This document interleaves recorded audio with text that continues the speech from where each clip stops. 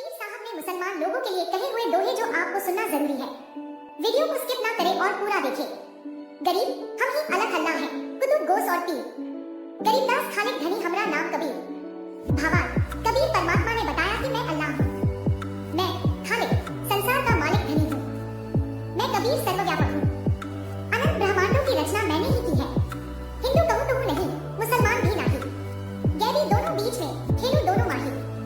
भावार्थ कबीर साहब कहते हैं कि मैं न तो हिंदू हूँ और न ही मुसलमान, मैं तो दोनों के बीच में छिपा हुआ हूँ। इसलिए हिंदू मुस्लिम दोनों को ही अपने धर्म में सुधार करने का संदेश दिया है। कबीर साहब ने मंदिर और मस्जिद दोनों ही बनाने का विरोध किया, क्योंकि उनके अनुसार मानव तन ही असली मंदिर मस्जिद है, जिसमें परमात्मा का साक्षात निवास है। हिंदू मुस्लिम दोनों गुलामी खटपट माए रिया अटकी, जोगी जंगम शेख सेवड़ा लालच माए रिया भटकी। भावार्थ हिंदू और मुस्लिम दोनों ही आज ईश्वर पद से भटक गए हैं, क्योंकि इन्हें कोई सही रास्ता बताने वाला नहीं है।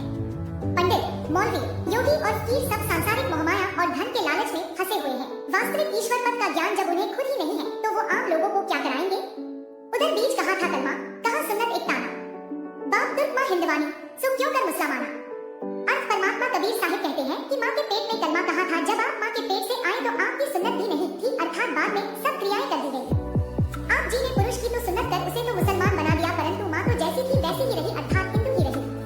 अरस पुरस पर अल्लाह तख्त है, खालिक बिन नहीं खाली, वे पैगंबर पाक पुरुष थे साहिब के अब्दाली। भावार्थ गरीबदास जी महाराज कहते हैं कि मोहम्मद, हजरत मूसा, हजरत ईसा आदि पैगंबर तो पवित्र व्यक्ति थे तथा ये काल के कृपा पात्र थे, परंतु जो आसमान के अंतिम छोर सतलोक में पूर्ण परमात्मा अल्लाह अकबर अर्थात कबीर परमेश्वर विराजमान है, वह साकार है, मनुष्य के समान दिखाई देता है, यही अल्लाह है।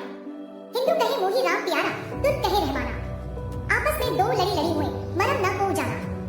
भावार्थ परमेश्वर कबीर जी कहते हैं कि हिंदू राम के भक्त हैं और तुर्क मुस्लिम को रहमान प्यारा है।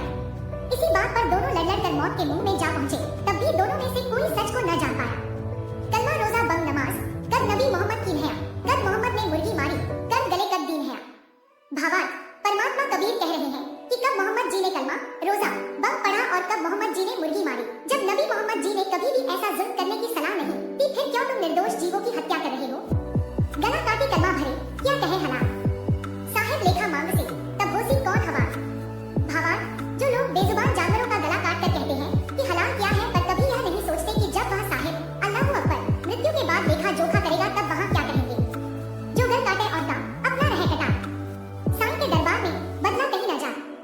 भावार्थ जो व्यक्ति किसी जीव का गला काटता है उसे आगे चलकर अपना गला कटवाना पड़ेगा। परमात्मा के दरबार में करने का फल अवश्य मिलता है। आज यदि हम किसी को मारकर खाते हैं तो अगले जन्म में वह प्राणी हमें मारकर खाएगा। कहता हूँ कहीं जात कहा जो मान हमार, जाका गला तुम काटी हो सो फिर काटी तुम्हार। भावार्थ मांस भक्षण का विरोध करते हुए कबीर साहिब जी कहते हैं कि मेरी बात मान लो, जिसका गला तुम काटते हो वह भी समय आने पर अगले जन्म में तुम्हारा गला काटेगा। हिंदू मुस्लिम सिख ईसाई आपस में सब भाई भाई, आर्य जैनी और बिश्नोई एक प्रभु के बच्चे सोई। भावार्थ कबीर परमेश्वर ने कहा है कि आप हिंदू मुस्लिम सिख ईसाई आर्य बिश्नोई जैनी आदि आदि धर्मों में बटे हुए हो, लेकिन सच तो यह है कि आप सब एक ही परमात्मा के बच्चे हो। वेद कतई झूठे नहीं भाई, झूठे हैं जो समझे नहीं।